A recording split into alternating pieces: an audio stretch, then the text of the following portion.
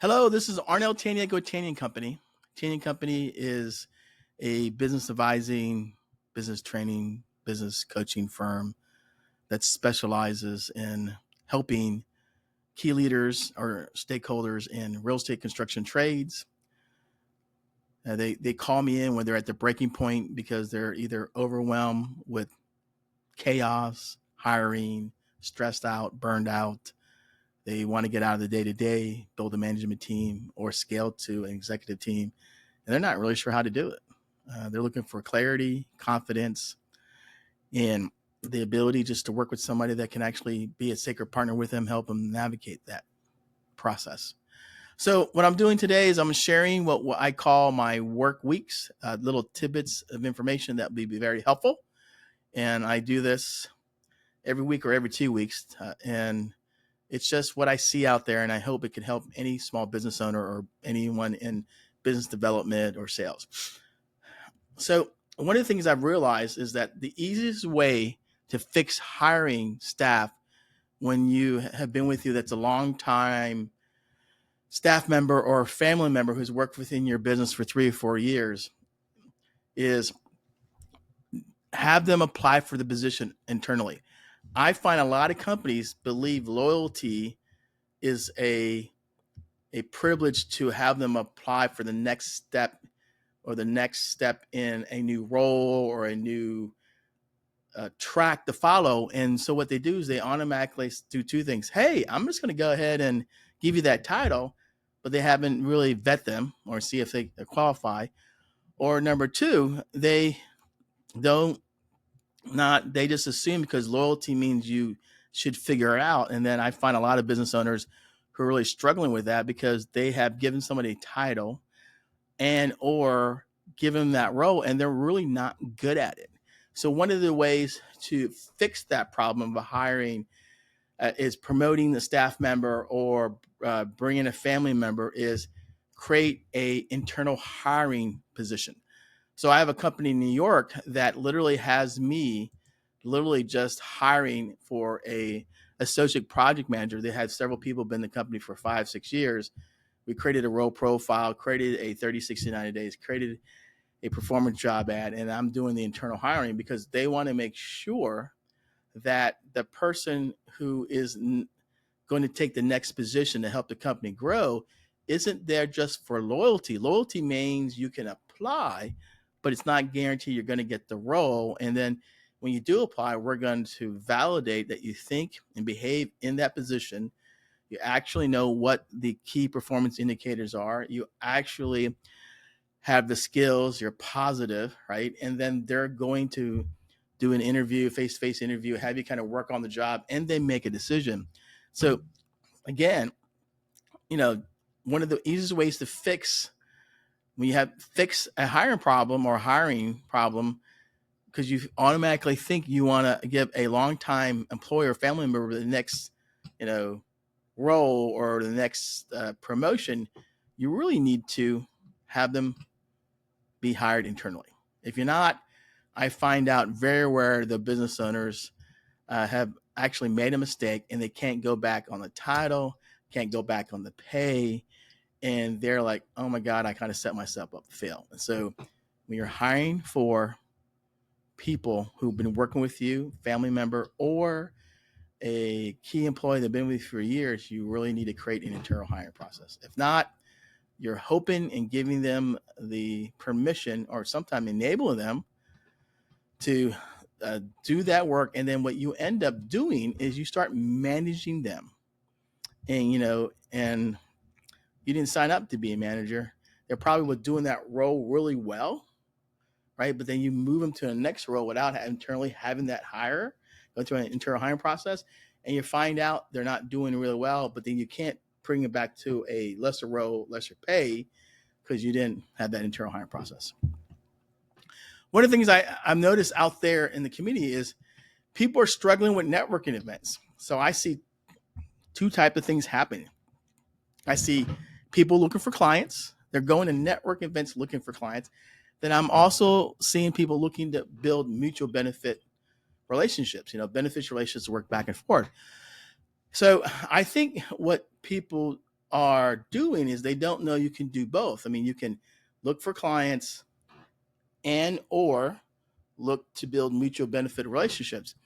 I personally believe you should build mutual benefit relationships. And out of that, you're going to either get three things: a client from that mutual benefit relationship. Sometimes people won't use you, or a referral, or both.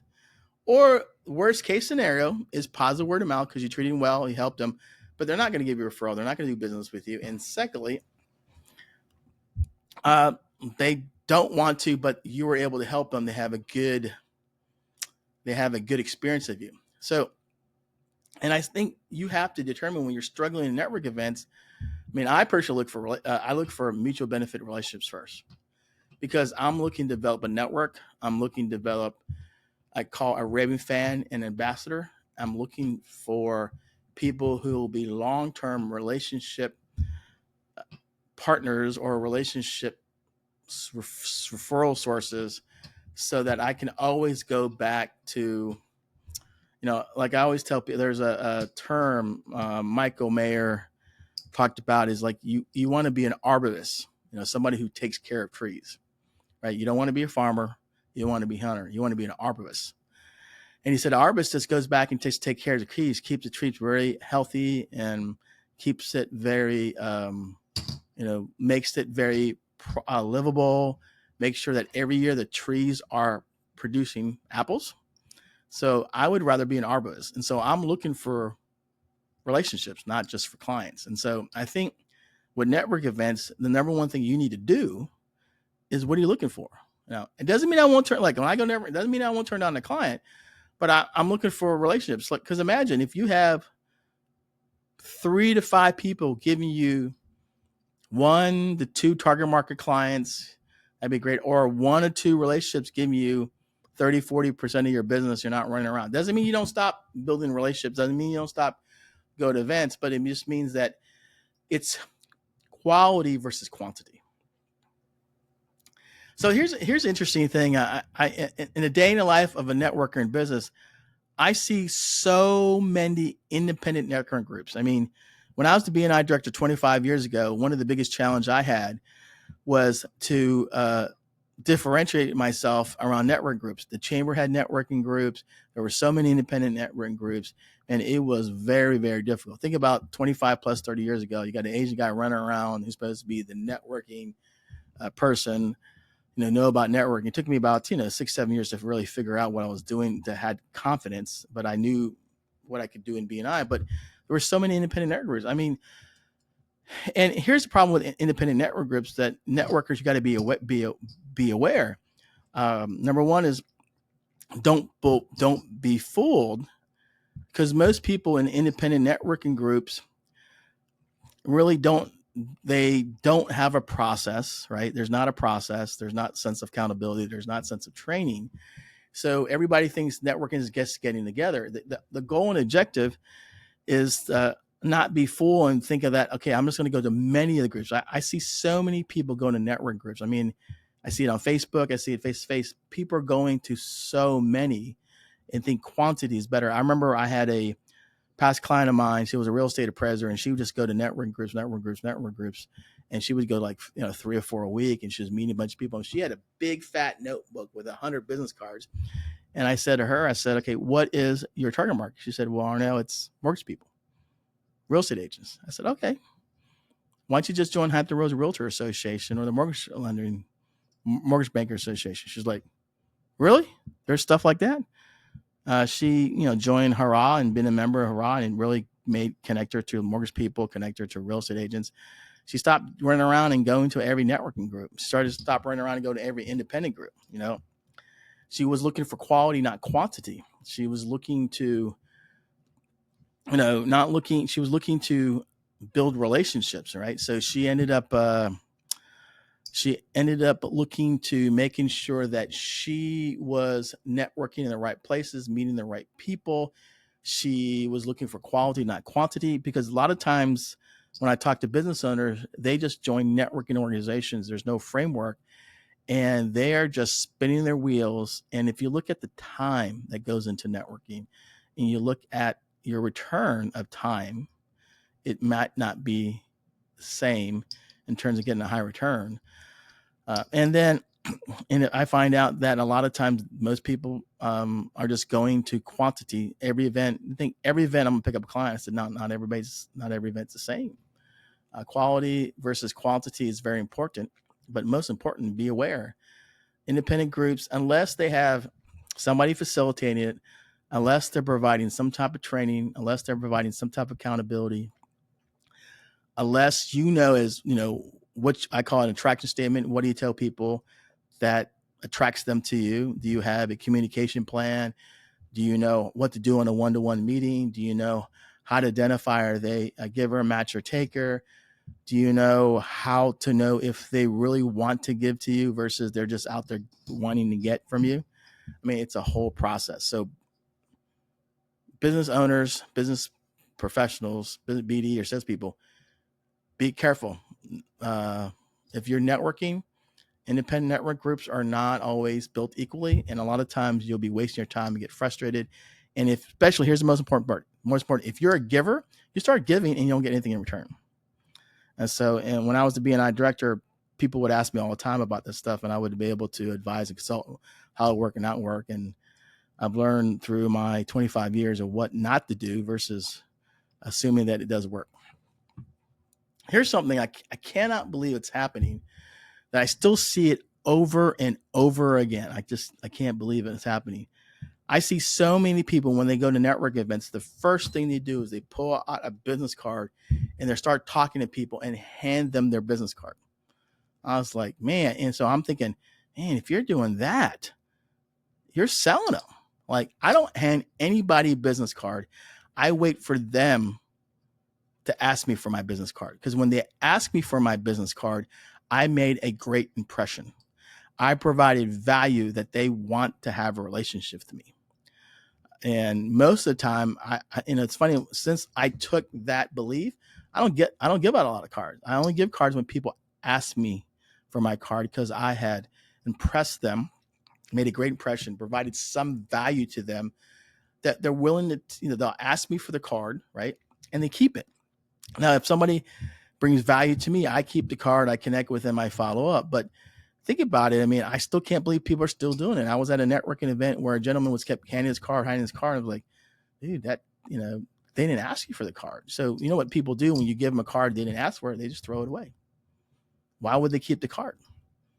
Unless you hope that they get your card and go, oh, I like that service, I'll call you right now, or hey. But that doesn't always happen. And then, in networking, people don't want to be sold. They want to buy. And the way you get people to buy is provide value up front. See how I can help you. Good people do two things. They thank you, they appreciate you, and they literally will want to reciprocate. So one of the things I tell people, stop giving cards out unless they ask, right? Unless they ask. And then if you are interested in them, get their card. And if you're not, then you're just going to be viewed as somebody who is all about you, not about bringing any value to them. And then the other thing too is they remember that. I mean, I was going to a network event. I saw this one gentleman just handing cards all the time. I'm like, man, they're not asking for your card. It just doesn't leave a good impression. And then I guarantee you they're going to throw your card away. I mean, because they just feel like it's all about you, not about them. You're selling me on you. You're not asking me what I do, how you can help me. There's no value. There's no value exchange, no value transfer. And there's like very few exceptions, unless they see the card and it triggers them, they need to call you. That's very rare. Most people, if you hand your card before they ask, they just throw it away. And I can't believe it's still happening. Here's the thing, and I see a lot of people go to networking events, and I use this strategy 99% of the time, unless I go to an event I don't know anybody. So when I go to network events, I do what I call the buddy solution, the buddy solution, or the buddy partnership.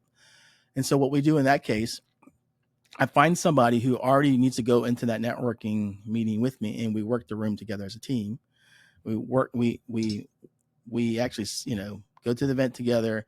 We actually walk meeting people two and two, because if you study about networking, if you're one person trying to go in there, you're trying to get into those groups. If you're two people working the room together, you can create your group. And so I always believe that the best strategy is not go by yourself. Either do two things: bring a buddy with you that needs to meet the people there. That's number one. And number two, which is really important, is if you know somebody who's already going to that event, ask them, could they be your buddy? Because network events are great, but they're not great if you're shy. And they say like 90% of people identify being shy, but if you work it together, you're not going to be shy. So either you create your group working it together. So a lot of times I'll go with somebody, we'll work it together, me and that person, and work around, work the room. And then we go and meet the people, connect, and then we go, hey, let's split up. Let's go after we work together room. Let's go split up 30 minutes, come back again, do the whole process. And here's the cool thing about doing buddy networking. You can introduce each other and promote each other and talk about each other, so that I'm promoting the other person, they're promoting me, and it's like there's no selling, and you just watch the body language of the other person in your group, maybe two other people, and say, hey man, that's pretty cool, I'd like to get your card, because all you're doing is edifying, supporting one another. You're not selling.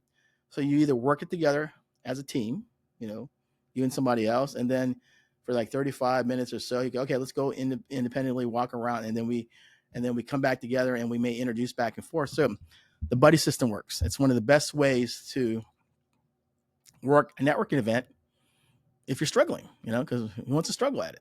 And networking events are great. Here's one reason that your business is not growing. And I see this a lot in small businesses, especially a million above, and sometimes in 10 million in revenue and above. The reason they're not growing is there's no accountability. Everybody knows their responsibility. That's stuff we have to do, but no company has a high level of accountability that I see.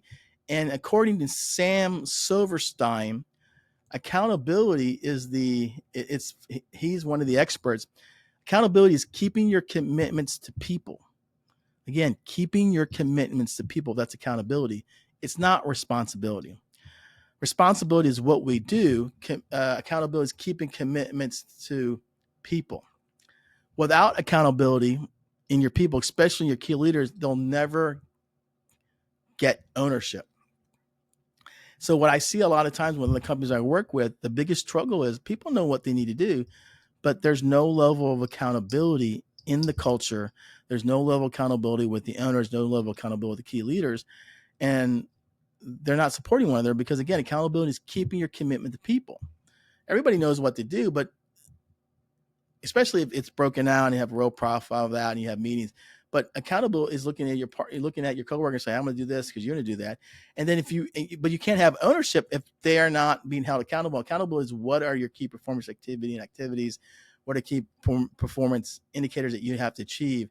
But what's interesting, and I was doing a little bit of research of this, is when you get to ownership is a proactive internal commitment to a task, while accountability is the internal act of being answered to one's actions. So accountability is you're accountable to somebody else. Ownership, you're accountable to your own internal commitment. So the reason I believe that companies can't grow or scale, people know what they're responsible, especially if it's broken down and written out specifically. But then no one's holding them accountable to the leaders or people in general. But then without that accountability from external, they're not going to get to that next level, take ownership. And that's why I see where a lot of companies can't grow, because they're not willing to start with themselves of being accountable, right? And without accountability, you're not going to be able to get to ownership. And then, because one of the things about ownership, if somebody takes ownership, they typically drive an initiative, they're problem solving, they focus on who cares to make anything happen. Accountability is all about accepting consequences and answer for what they happen. Ownership is all about, you doing what you need to do to make it happen. So it's responsibility, accountability, and ownership. Most companies will never grow because they don't have accountability built in the leader and built in the culture and built in the leaders they develop and the staff. And then eventually happens is, they can be 10 or 12 million, but what happens is it's the key people or the leader or one or two people just cleaning up the mess, um, basically enabling people, and they can't scale, grow fast, and they can't be lean and mean because there's no accountability. It starts with the leader, which trickles down to everyone else, to the new hire. One of the things I've realized, because I've worked with a couple clients who really need to focus on their sales, right? And I ask them, do you know your sales number? How many people that you need to talk to generate a sales appointment that leads to a sale? I mean, if you're growing your business, you got to know your numbers, and it's around how many people do you have to talk to generate a sales appointment that leads to a sale. Now, if you do referrals, then you just have to track how many relationships do you have to have, and which relationships can give you what activities that lead to getting those relationships to give you referrals, right?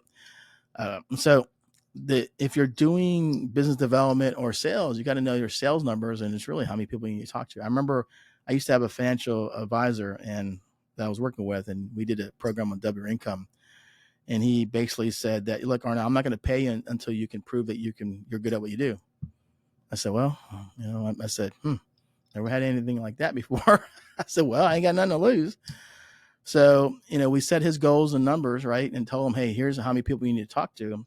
And he would talk to 10 people a day, get 3 appointments and 1 close. And, we did that every month, all right, for 90 days. And every month he would hit his number. He would literally pay me. And the next month, the same thing too. Because once you know your numbers of how many people you have to talk to, again, that generates a sales appointment, that generates to a sale, that's math. Math doesn't lie, and it helps you focus your activity. And so you just have to know your sales numbers from here's how many sales I have to have, how many people I need to talk to get me to a sales appointment. That's a closing ratio. And then, how many dials I have to make, how many phone conversations I have to make. If you know those numbers, then it's all about blocking out the time to accomplish it. When you don't know the number, it's all about feeling, and feeling lies. One of the things that Tanyag Company does that we have over the last 5 years, and we're not a recruiting firm, we're a hiring firm. And what was that difference is we have some of our clients that when they're growing a company, they struggle in hiring talent. So they're not really good at it. They say they are, they're not. And if they do, they don't have a extensive process, or they don't have the time. But it's even worse, they're very desperate. So I'll take anybody and everybody, and it's not really a good practice, because if you take anybody and everybody, 2 things happen.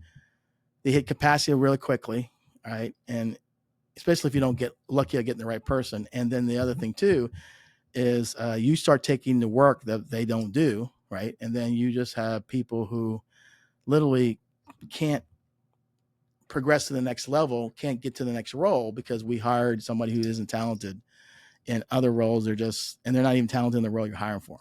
So one of the things, we encourage business owners to do, if it's in your budget, is have a third party company like ours help you hire key talent. So over the last 5 years, we've actually helped people hire key talent we help them create the ad on Indeed. We make the phone calls. We vet out the resumes. We have them do a questionnaire. We have them take a bunch of assessment tests. And then we do a phone interview with them.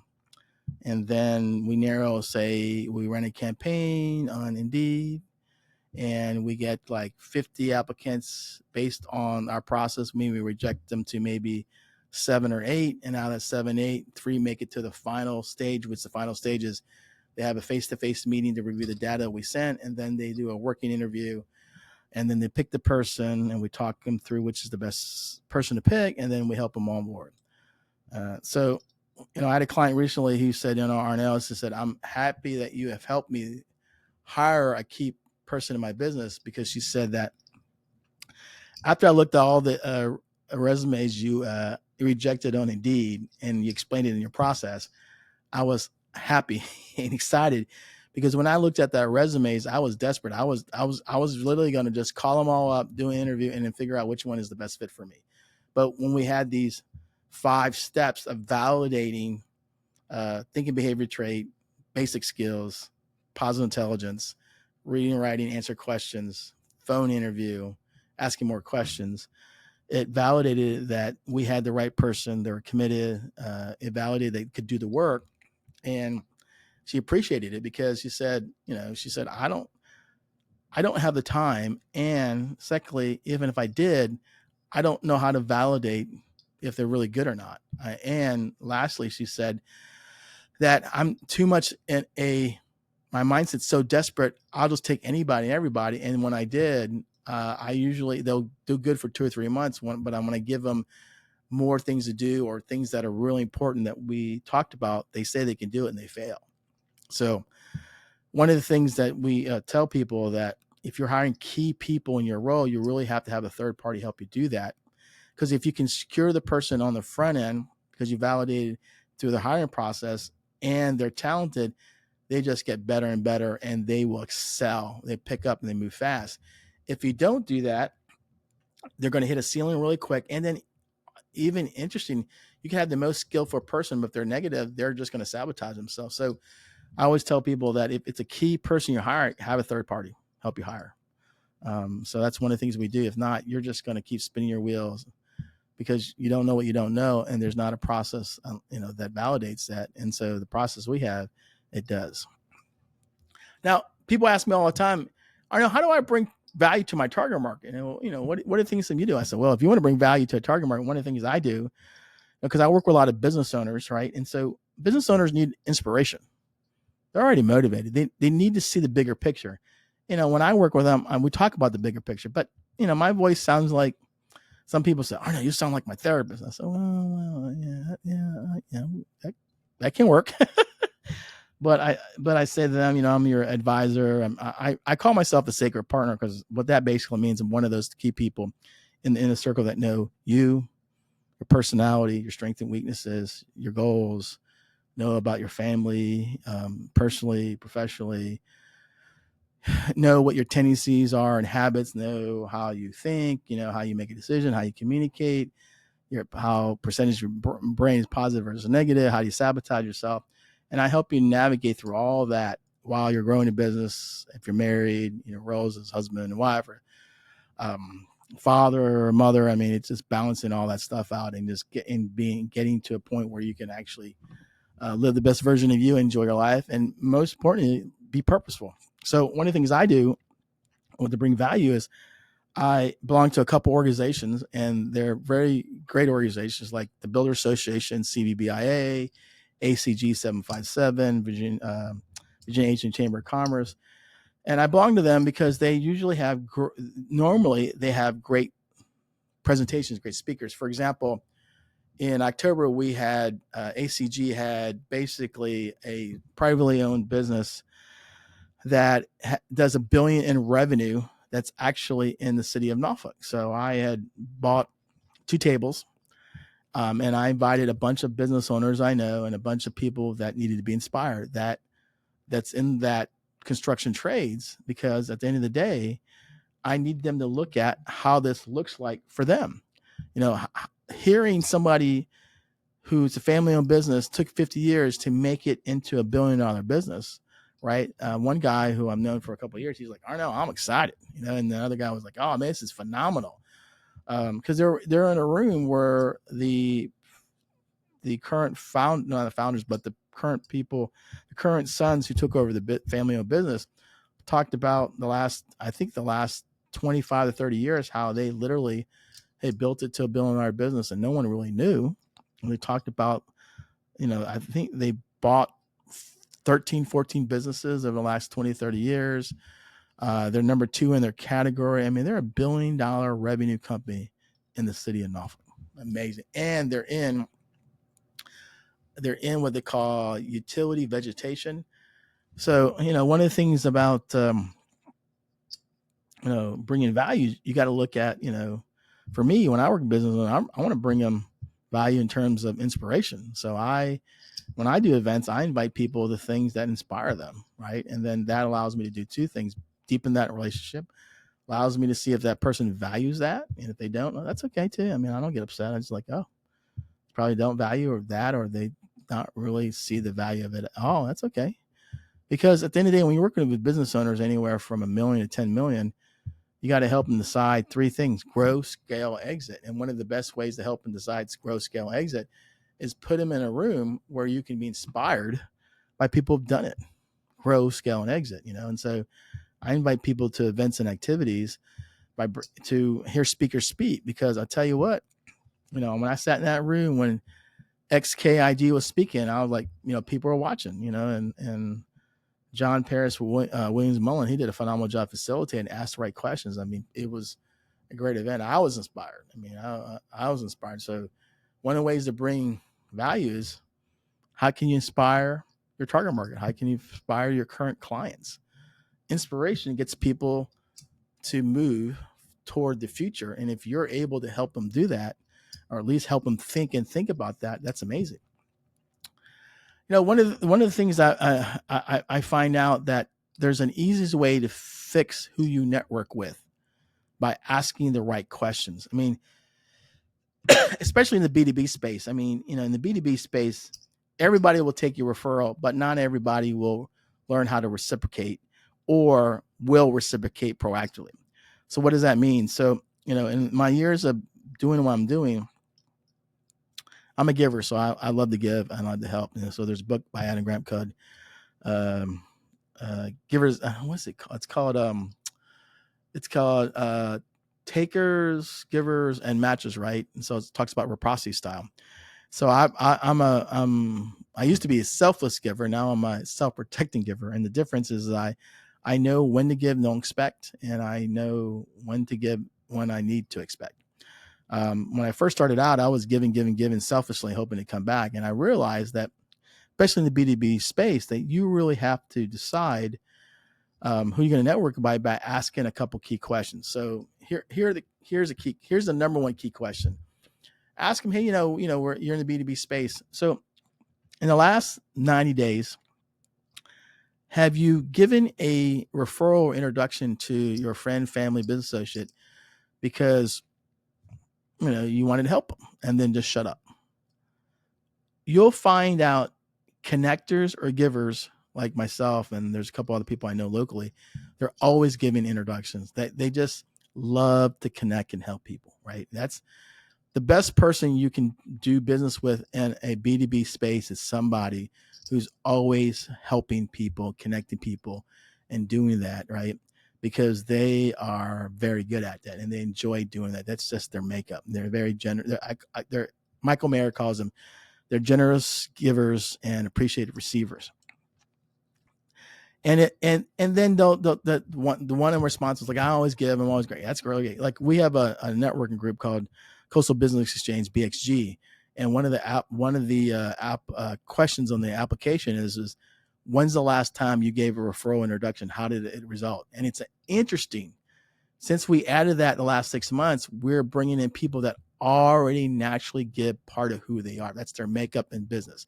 They already give. So we have built an environment. We have givers. Now, if somebody goes, well, I only give because somebody asks me, I said, well, tell me the last story that happened, right? And they'll tell you, okay, great. So that person gives reactively, right? And that's okay. But if somebody says, I haven't given anything and I don't know why I should, right? Then you need to be back in your mind going, oh man, I need not to expect anything from this person. You have two options. I'm either going to say thanks for your time and move on, right? Or sit there and say, hey, let me go ahead and help this person out, because I believe in, what you sow, you reap, right? And if you're a self-protecting giver, I'm going to give and I'm not going to expect anything in return. And, it comes back to you. So you have a choice of giving that person, don't expect anything in return. And sometimes there's people like that who never will give to me, but then I see them at a networking event and they say, hey, you should meet Arnel, and poof, I got an introduction, because right time, right place, they show up, they introduce me to the person has a need to make. That's the only way they would literally refer and introduce me. If it was by accident or by coincidence, it wasn't because somebody saw them as influential to ask them who they know, or they're creating an opportunity. So again, I'm going to say, ask them, if you had a friend or family or business associate who needed a service or a product, like they needed a plumber, they needed commercial insurance. have you in the last 90 days referred that person? Have you connected them to somebody? And you'll find out most connectors do all the time. Like today, I gave one introduction. I connected on LinkedIn. I gave one on that's. I like connecting people, and I like to create opportunities. Some people only create it when somebody asks them, and then somebody who doesn't create anything. But here's the funny thing, they'll take a referral for you, and they'll tell you, "I'll help you." But I believe that you really have to ask them that question. I mean, over the last 90 days, have anybody come to you and asked you for help? Like, they need a plumber. Would you make the connection? Or do you have people in your business that see you as a connector or helper, and you're willing to do that? Because what you're really looking for in hiring, they talk about past performance. In relationships and referrals, we're looking for people who have past performance. There's two types. There's proactive referrals, where people create opportunities. I know people that do that often, and there's other people who only create it when the client or a friend or a family member asks us. So it's reactive. And there are some people, what's even worse is somebody will say they're proactive, but then they don't do anything like that, and you make connections and this and that, but they damn sure will take your referral.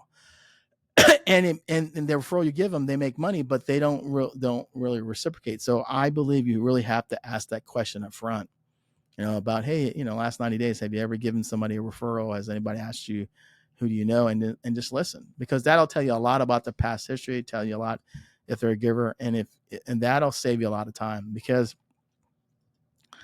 most people hate networking because they can't figure out if the person they're networking is going to be somebody who will be proactive and give them referrals, reactive and give them referrals, or take the referral and not give anything. But even worse, don't even show appreciation.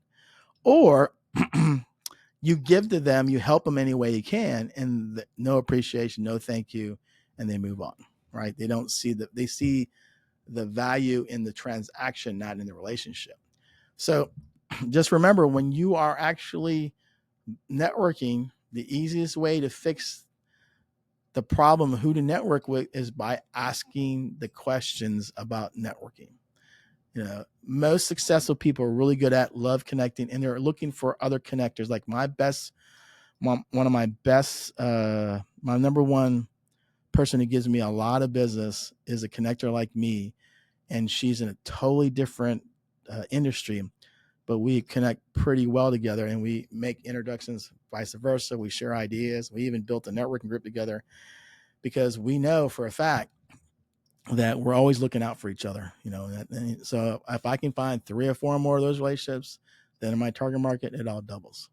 So again, thanks for watching this video. I hope it was very helpful.